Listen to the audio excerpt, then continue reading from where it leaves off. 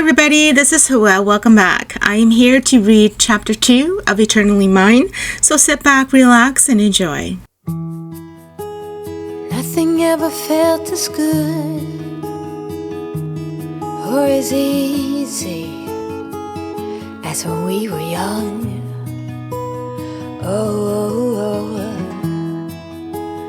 Though I felt misunderstood, it was a pleasure running away with you. We were just children acting like a doll, crazy, naive, bold and carefree. We were kids having kids, crazy, naive. It amazes me that we didn't fall. His parents were waiting for us. My mother-in-law, a plump, rosy-cheeked woman with a head of salt and peppered hair, hugged me. She smelled of a minty fragrance, and I knew right away she was also a medicinal woman like my mother. It gave me a small comfort to be near that scent. We were welcomed in, and I looked around the house that would now belong to me. It was much bigger than my own and separated into 4 bedrooms with curtains. The living area was a lot more spacious, and the cooking area was outside, where a shed was formed with pots and pans. I didn't know where to go or what to do. My husband had disappeared, and Sia came out after changing into normal clothes. She smiled and came to hug me. "Yeah, I know that you are a good woman. My cousin is lucky to have you. If you need anything, I'm a few houses down. Come mingle with me when you have time." "Thank you," I replied. My mother-in-law returned, and the two exchanged gratitude before she left, and the wedding party group were thanked properly before everyone began leaving. My mother-in-law came to me, and she took my hand, a red string in her fingers. She began to tie it around my wrist, her lips chanting a strange and ancient verse I didn't understand. Then she came to my husband, and she patted him on the hand. "Come, let me help you out of those clothes. You must be tired," he said. I didn't answer, but he led me to the corner bedroom with a darker curtain, and we both walked in. The bed sat on 4 large bamboo poles and a bed of thick blankets. It was clean and kept bearing little. I could hear his parents conversing outside lightly, and I felt the area get smaller and smaller around me. When I felt his hands on my waist, I nearly jumped, but he steadied me against his hold. The nearness of him made my heart begin to hammer, and I didn't understand. I didn't even like him. "Let me help you out of your clothes." "No, it's okay. I can do it myself." "You don't trust me? I am, after all, your husband." I didn't answer. I felt my throat had gone dry, and my voice had little to say. Was this how I was going to lose my maiden body? Like this? Behind the curtains while his parents sat out there pretending to not hear? I bit my lower lip and looked away, my heart heavy with too much to endure. His hands reached for my sash again and began to tug them apart. "I won't hurt you. I promise that. But let us consummate our marriage so that the heavens and the earth can come to acknowledge with us that we have securely bounded our union," he said. He began pushing me toward the bed, and I dropped my hands, letting go of the protection of my body. As soon as the sash fell from my waist, he gathered them up and set them aside. Next came the buttons, and with each one that opened, I felt my breath escaped in a ragged form. I was shaking from what I didn't know. He lifted me up suddenly and placed me on the bed, his dark eyes gazing at me, and when his hands began pulling my pants down, I shut my eyes and looked away. He tilted my chin and forced me to look at him. "I'm afraid I lied when I said I wouldn't hurt you. It has to in order for me and you to be together this way. But I promise that after this, you will never feel pain again. It will only be pleasure. Pleasure I want to give to you to show you what you mean to me." He gently nudged my knees apart and positioned himself on top, his face lowering to me, capturing my lips. "Do you trust me?" he whispered. I didn't answer, and as I thought about speaking, he took that moment to deflower me. I opened my mouth to cry, but he softened it by kissing me and muffling my cries. He held me in his arms. The pain escalated through my body, almost blinding me as I let out a few quick breaths. As I laid there beneath him, listening to the sound of his ragged breathing, I felt betrayed. I couldn't will my heart to love this man who was now my husband and had the right to every part of my body. I shut my eyes and turned my head to the side, hoping that the mating would finish so I could be left alone to piece my broken soul together. But he lay down beside me and gathered me into his arms, holding me close and nuzzled into my neck.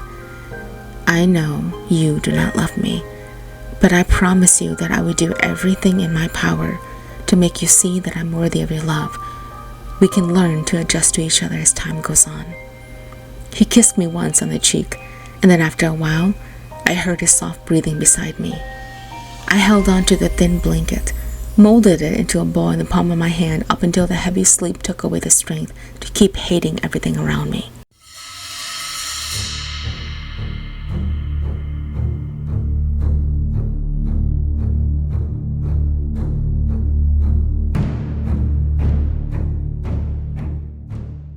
I dreamt of him, the man in the river, wearing the rich, colorful tribal clothing.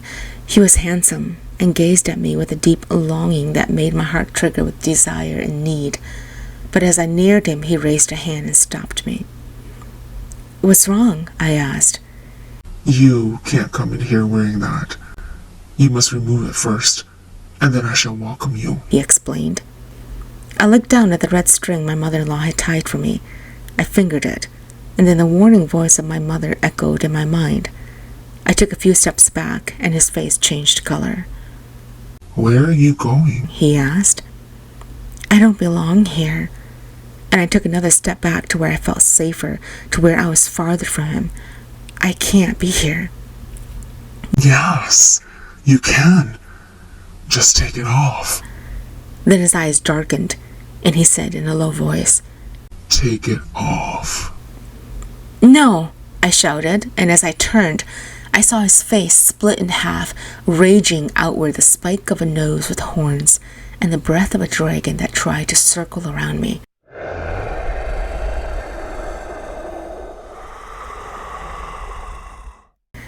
I ran, and then I heard my name being called against the wind, and I looked up to find my husband on a vibrant amber horse with the wings flapping. He reached down and grabbed my hand, pulling me onto his back. Hold on to me, he whispered. I'm going to take you home. When I jolted awake, my husband was staring at me, his onyx eyes gifting me a rare sight into his soul as he reached over and touched my cheek gently. Suddenly, I felt as if I betrayed him, and I began to cry. His thumb caught a tear, and concern etched across his face. What's wrong? He asked quietly. I let out a deep breath. I had a dream. A bad one, and you saved me riding a horse. A smile broke across his handsome face. Don't be afraid. I'll never let anything happen to you. You are my woman. The shadow of my mother-in-law appeared outside our curtain. Son, someone is here for a spiritual reading. Will you do it, or would you like them to return tomorrow? My husband leaned over and replied, Mother, have them return tomorrow, and I'll happily do it for them. Tonight is my night with my bride. When his mother's shadow disappeared, a frown creased across my eyebrows. You're a shaman? In my dream, you were riding a horse to save me. I thought it was just a dream. Smiling, he replied, In life, in dreams, even halfway to heaven, if I'm still breathing, I will never let any harm come to you. You are my woman, and no one takes what is mine. I knew that something had happened to you when you went to the river. If I tied the string on you, you might not want it. So I asked my mother to instead. I fingered the red string on my wrist. Thank you. I was rude to you. He lifted my chin up with his finger. You have a lifetime to make it up to me. I felt my cheeks hot with shame, and I didn't know what to say to him after that. He was staring at me, his eyes full of questions, and I shifted slightly to move away from him. What are you thinking when you look at me like that? He smiled and reached out to touch my cheek gently. I'm thinking about how lucky I am to be the first man to have you. You know, that does something to a man. knowing he is the only one who has ever touched this woman. And you? Have you touched another woman? Of course I have, but not the way I have touched you. And no one can touch me like you can. My body is sacred, Mai Thao. Unlike what you have heard from tales of other men, I don't just openly give myself to anyone. You are the first to have shared this experience with me this way. There might have been a few women who has laid with me, but you are the last, and only you have the right to my heart. I looked away from him. Such romantic words coming from your lips. It sounds almost practiced until perfected. Laughing, he replied, I sense jealousy, wife. I shot my eyes toward him. Is not? Then I realized how loud I was, and I blushed. Oh, goodness. I was quite loud. Don't worry. My parents are not out there anymore. They understand and left already. But I never realized how loud my wife could be in the throes of passion. My cheeks blushed, and I looked away. That was not the throes of passion. I should get up. Mother would be needing help with dinner. He shook his head. No. Don't do anything for 3 days. Traditions are for a new bride to remain next to her husband and keep herself free from duties. Don't worry about dinner or anything. After the 3 days, you can do what you can, but promise me something. What? His eyes darkened, and he replied, I can't read your mind. It is the only place where private thoughts dwell. If you are dreaming of something like what you experienced today, share it with me, and I need to know. As gifted as I am still just a man, and I can't read minds. Do you promise me that? Maybe I'm a bird, following the seasons. This is what I've learned. I'm different for a reason. Kept the engine on, never stayed too long. I'm alright, I don't mind being restless. Something in your eye made me stay up night. I can see. The cicadas were singing outside as the night sky began to turn dark, and the heat wave of the evening began to settle down. I was standing outside, gazing at the setting of the sun in the horizon.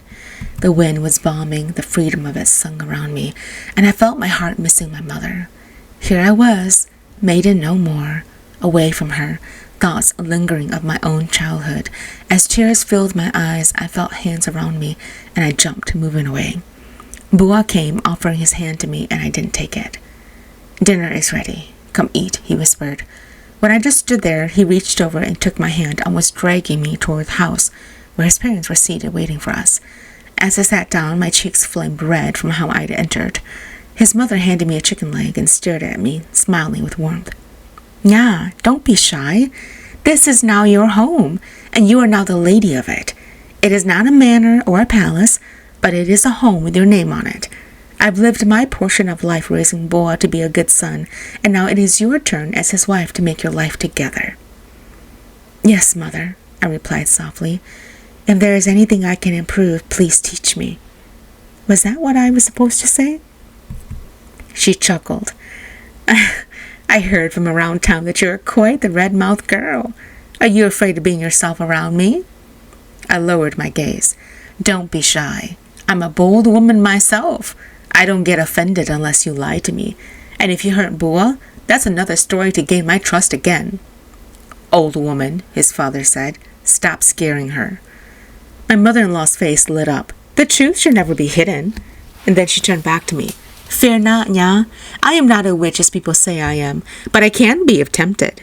I think you and I will get along well. You remind me of myself. The bedroom stared at me as I changed into my night attire to sleep. Perhaps he will leave me alone. Perhaps he would not want to make love. Once should be enough for him, right? I quickly got under the covers and wrapped them around myself like a cocoon. I heard him bid his parents good night, and I turned to my side, my back facing him as he walked in. I could hear him chuckling, and then his weight creaked onto the bed. Do not be afraid of me, Mai Thao. The consummation has been completed. You are now mind and body, soul, and spirit. You can rest easy that I will not come to you again until you ask me to. I heard him lay down, and everything got quiet. I peeked out from underneath the blankets and saw nothing but blackness, as the candles from the outside had been put out. Once I heard his calm breathing, did the tears come to me. They soaked my pillow as I thought about the moment I was in. Presently, I was a wife, no longer a maiden searching for love in all the corners of the world. I was now a wife whose body had been rightfully taken by her husband. The tears were like poison, weakening me to a state of drunkenness. I muffled my sobs by placing my hands over my mouth and praying deeply that no one heard me. I couldn't remember how long I cried until the exhaustion caught up to me and I fell asleep, my throat still hiccuping from the sobs. I found myself in a strange and eerie land. Fog surrounded me with dews on the fuchsia petals that grew tall around the pond. It was like a gem, hidden away from the world, and I was wearing a strange outfit, fitting for a queen. Something in the water disturbed me, and I turned to find a pair of strong arms emerge from it. And then the man I dreamt of earlier stood up, his body covered in gold, his face etched with handsomeness. "You," I whispered. I remembered how his face had split into the form of a demon, and I backed away from him, frightened. "Stay away from me!" He smiled. Stay away from you? Did you not invite me in? "When did I do that?" He waved his hand, and I saw myself dressed in my wedding attire, standing knee-deep, washing my hands and my eyes closed, wishing for freedom. I stepped backwards, and my hands came to rest on the red string around my wrist. I showed it to him. "Is this what is keeping you from reaching me?" His eyes darkened, and the smile on his face disappeared. Take it off. "You're afraid of this, aren't you?" His nostrils flared, and his eyes began to sparkle, and the sky above me darkened and began to thunder. I took several deep breaths, and I began to back away from him. Then I remembered when I had tripped, and I shifted my attention to him. "You purposely tripped me, didn't you?" A grin appeared, and he cocked his head. You asked me to take you away, and now you're playing hard to get. Your husband cannot stop me from getting you. He's just a simple man. "Wrong. He's gonna gut you alive if he knows you won't leave me alone." Why would he? You don't love him. You said so yourself when you drenched yourself with my water. You asked me to take you to where love exists. You don't love him, and love has no ownership in that heart of yours. "We've consummated our marriage," I cried. "We're legally husband and wife. You can't separate us." He leaned forward, a forked tongue escaping as his face darkened to almost that of asphalt, and whispered, Try me.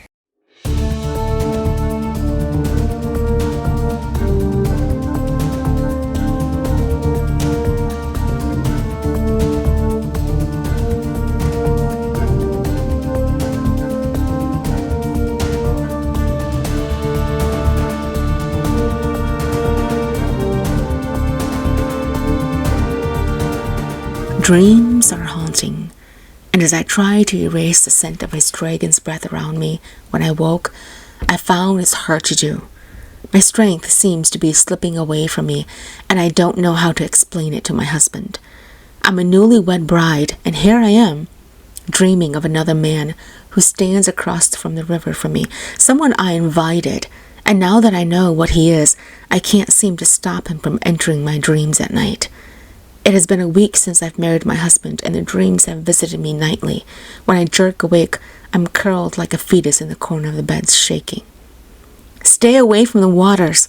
Look at your sisters. Years of marriage and not a single child to hold." My mother's voice echoed in my mind. But last night, I felt the power of his hold from the waters coming on stronger. He managed to take a step out of the water onto shore, and I had run like hell. I woke up to Boa's eyes glaring at me with questions. We hadn't spoken since that first day he brought me back home. He hadn't touched me since we consummated our marriage. He hasn't complained about anything either. Was he truly a prince in disguise? Was he truly my protector? Mai Thao, your first dream. Focus on your first dream. He came to you. It took me 4 hours to work up the courage to go to Boa and tell him of my dreams. I found him weaving baskets out in the back where the chickens were running around. His parents were out visiting relatives and we were alone in the house. "Boa," I started. "Your dreams. How often are you having them?" he asked suddenly. I opened and closed my mouth as I sat down quietly. I looked at my hands for a few moments before I replied. Every night since I came here. I thought you would share with me what was hurting you. Didn't I ask you to promise me? I lowered my gaze. I'm sorry. He set his basket aside and came to me, holding my hands, pulling me toward him. I'm a stranger to you, Mai Thao. I know that. But right now, you are my wife, no matter if you like it or not. My role as your husband is to make sure you are protected, but if you hide from me, it makes it impossible to do. I lowered my gaze. I'm ashamed, because that day at the river, I did want something to take me away. I hated having to marry you. Someone I didn't know. My mother warned me of entities in rivers, and yet I did it anyways. Is life being married to me so bad? He asked with a soft voice. I looked up at him, and his gentle eyes told me he cared and loved me deeply. But the hardened stone heart of mine couldn't open up for him.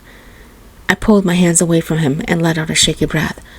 Boa, I'm a woman forced to marry you. I gave up on the chance of love, and here you are, sprouting poetry about love to win my heart when I have no idea who you are. I can't will myself to live and love you like you want me to. His lips curled into a grin. You can't will yourself. All right. If you are that unhappy, perhaps I should just send you back. Anger shot through me. Now you will send me back? Already tainted with your scent and branding? My parents will not take me back. Why didn't you just leave me alone? It's your fault this is happening to me. If you hadn't forced me to marry you, I wouldn't be here and suffering night terrors. Laughing, he replied, I suppose you would look at it that way. But I didn't do the inviting. You did. And now you're here asking me to do what for you? I swallowed and turned away, embarrassed, flooding me. Well, you're a shaman, aren't you? He took in a deep breath. I am, but my help comes with conditions. Name them. If your heart is not tied with me, it won't matter what I do or what I say. The other side will recognize that you don't want to be here with me either. It would be a waste of my time and my strength. Only when you are strongly with me can I reach you and draw the line between life and there. His words made my cheeks flush, because the same thing was said to me in dreams. I knew that he already knew it and wanted to put me in my place. When I looked up at him again, I saw his handsome face gazing at me with such tenderness. I almost lost my footing. Here was a man who was going to forever be my protector, and yet all I could do was think about a future without him. You are my woman, Mai Thao. I've said it before and I'll say it again. I would do everything in my power to protect you.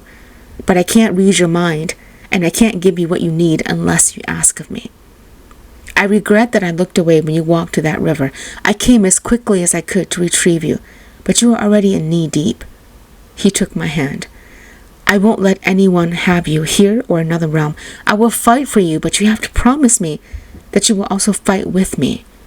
Otherwise, my strength will be nothing compared to his. Nodding, I asked, what do I have to do? He pulled me toward him.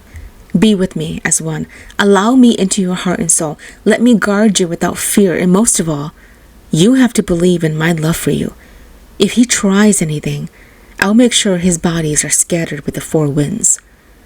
I let out a soft chuckle, and then he took my hands and placed them around his neck, our bodies coming together. I lost my breath, and his hands fell to my waist.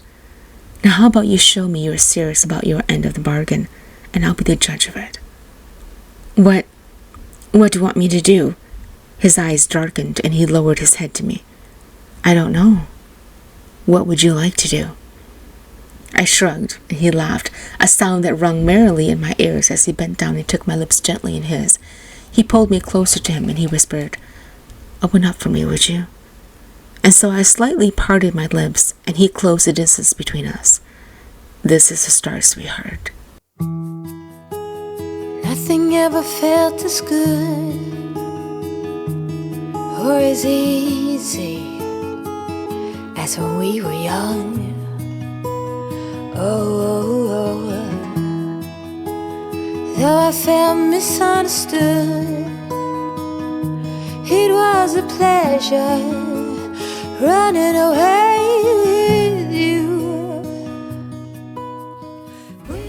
Being a Nya was a struggle for me as I started living my life away from my mother.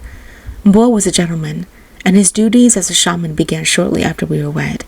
My mother-in-law taught me how to support him by watching him trance, and when he was on the bench, his wide shoulders shaking with such violence that left me in awe, I couldn't help but remind my heart how lucky I was. He was helping me in dreams, and when abiding to his words of learning to love him, the dreams of the other man came less and less. Learning the methods of how to watch him trance, learning how to listen to him chant, and how to support him from the earthly world was a challenge. I couldn't grasp what he was saying, and there were times when my mother-in-law would shout at me to get things done faster. I followed him to strangers' homes to get rituals done, and when they thanked him with a huge feast, I saw how gigantic his kindness was to the world. Each time he was there at the table, he'd make sure he pulled me to his side, never ignoring me. When we came home and whatever donation was given to him, he put it into my hands and told me to buy whatever I wanted. Beyond his duties as a shaman, I went with him to the garden where we worked in the scorching sun up until evening set and walked back home. He always walked beside me, and when the path narrowed, he'd ask me to walk ahead, and he'd walk behind me. I felt safe, protected, and loved every single day. Nightly passions erupted between us, and when he would please me in ways I'd never realized could bring pleasure, my heart would explode into a burst of feelings that brought me closer to him. Learning how to love him through his gentleness and his promises, I began to see him in a different light. He wasn't like my brothers-in-law, and I wasn't living life like my sisters. My mother-in-law and I got along well, and although I wasn't the perfect Nya, burning food at times and forgetting to snap the ends of beans off, she never yelled at me. Instead, she'd scold me in a way a mother would a daughter. It made me feel loved, and I began to feel comfortable around her. After 2 months of marriage, I began to feel my waist thicken with weight gain from the tender caring of my husband. When we walked along the path to visit my parents, I could feel the exhaustion of walking, and it was hard to keep up with him. When we arrived that day, my sister Mai Thao was visiting with her husband Mua. My brother-in-law's face brightened when he saw my husband, and the two shook hands. "Brother-in-law, let's leave the woman to gossip, and you and I head on over to town to get a few drinks." My husband smiled brightly and asked my father to come along. He denied and went into the room, so my husband and brother-in-law left. As I walked to hug my mother, my tears soaking her blouse, she pulled away and gathered me in her arms, looking at me from head to toe. "Look at this wife glow you have. You look like you've gained weight. You must be very well," she said. "Only girls who gain weight after marriage are happy," Mai Thao whispered softly. I lowered my gaze as I wiped my eyes. "I'm not sad, if that's what you are asking. It took some getting used to, but I think I'm going to be okay." Mai Thao smiled and shrugged her thin shoulders. "You are lucky to have a good husband." "How are you, Mai Thao?" "How am I? How do I look? I'm back here asking Mama to give me what you always used to deliver." The words hit me hard, and I questioned if I should share what had been going on with me. My sister's broken face told me otherwise. I didn't know how to respond, and as I pulled a small stool to sit down, Mai Thao began to cry to my mother. "I told you to stay away from the waters, didn't I? You questioned me over and over with my warning, and now look at you. I can help everyone else get pregnant but my own daughters," my mother said. Mai Thao wiped her eyes. "I was young and stupid, Mother. Can you blame me? I just wanted to tag along with my husband because I missed him so much. I hardly got to spend time with him, and being around him was what made me happy. I didn't pay heed to your warning." "You never do until it's too late." And then she turned to me. "What about you?" "Mama, did you know my husband is a shaman?" Her eyes widened. "He is?" "Yes, he is. With him protecting me, I would be fine." Mai Thao grabbed my hands. "Then have him save me. Have him bring my children down for me. I'll pay you anything you want." I took her hands and held them.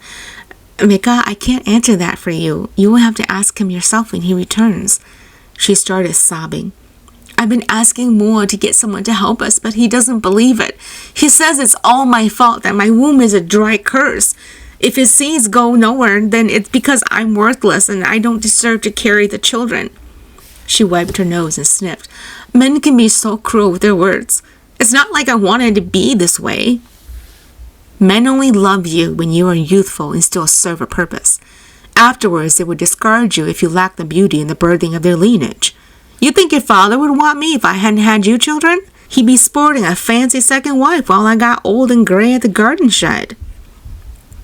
This was a conversation I heard numerous times throughout my life, but now as a married woman, somehow it hit me differently. I could understand why my mother had become so bitter when she spoke words like that. Why don't you ask your husband for me? Mai Thao asked. Ask me what? Bo's voice entered the room as he came in along with a bag of leafy greens. He handed them to my mother, whose eyes lit up with appreciation. She thanked him and went to put them away as he came to sit down beside me. Mai Thao started, somewhat embarrassed that he called her speaking of him. I was wondering, my sister told me you are a shaman. My husband and I have been struggling to have children, and I was wondering what your process was regarding rituals. He smiled. Don't worry about it, sister-in-law. I can help take a look into it for you. When I get home, I'll have Mai Thao set up the altar and I'll do the reading. Whatever I find, I will relay the message to you and brother-in-law. Mai Thao's face lit up. Thank you. I appreciate it so much. But Mua's booming voice entered the room. We don't need it, Mai Thao. You're so embarrassing, asking everyone to do stupid rituals for you when the problem is you. He walked in and yanked her up. I can't leave you anywhere without embarrassing me, can I? Mua stood up. Brother-in-law, it's not what you think. Mua turned to my husband. Stay out of our business. Your skills aren't needed. So just go back to holding on to your own wife while I live with mine, huh? He shoved Mai Thao out the door as my mother came back out. Oh, did they go home? On our way back home, I felt my heart hammer against my chest, thinking about what Mai Thao's husband had said. The night was falling, and although my mother asked us to spend the night, my husband refused. He said he had a ceremony tomorrow scheduled, and we had to return. I was a bit shocked about the ceremony because I didn't know about it. What's going on with you? He asked. You're quiet. How come you didn't tell me about the ceremony tomorrow? I asked. Is it true that you have one? Or are you making an excuse not to spend the night? He laughed and pulled me to hold as we stopped. I do have a ceremony tomorrow. It's a very important ceremony. For who? He pinched my nose. For you. I didn't want your mother to worry what it was for. I felt the shame and guilt wash over me. Oh, we continued walking, and I asked, were you looking to my sister? Shaking his head, he replied, no. Her husband's words are a threat to this. I can't unless it's a neutral ground between spouses. Oh, that makes sense. I feel so sorry for her. Did you two drink a lot when you were out with him? No, I mainly watched him drink. We had a run-in with a few strangers there, one you know quite well. I raised my eyebrows. Who? The man who wouldn't leave you alone on our wedding night? I gasped as a smile appeared on my face. Oh, what did he do? Nothing. He kept speaking loudly about his intimate encounters with women and how he was a beast in bed. I made a face. Ew. And then I told him I'd done all that and more with you, and he stopped. I laughed so hard until I almost tripped. Bo's face lit up with love as he pulled me to him. You should have seen his face. Thank you for tuning in. Chapter 3 will be out shortly. Nothing ever felt as good or as easy as when we were young. Oh. Though I felt misunderstood, it was a pleasure running away with you. We were just children acting like a doll, crazy, naive, bold and carefree.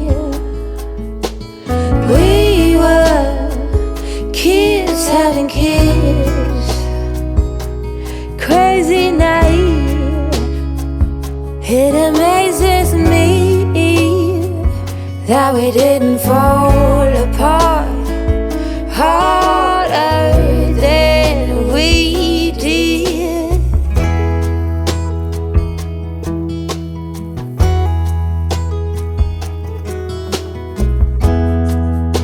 Now they keep us on speaking terms. We grow and we learn. I have no regrets, only forgets. Oh, a big thank you to life for giving us sand. Oh, when the timing's right, there's no wasteland. Oh, we were just children, acting like adults.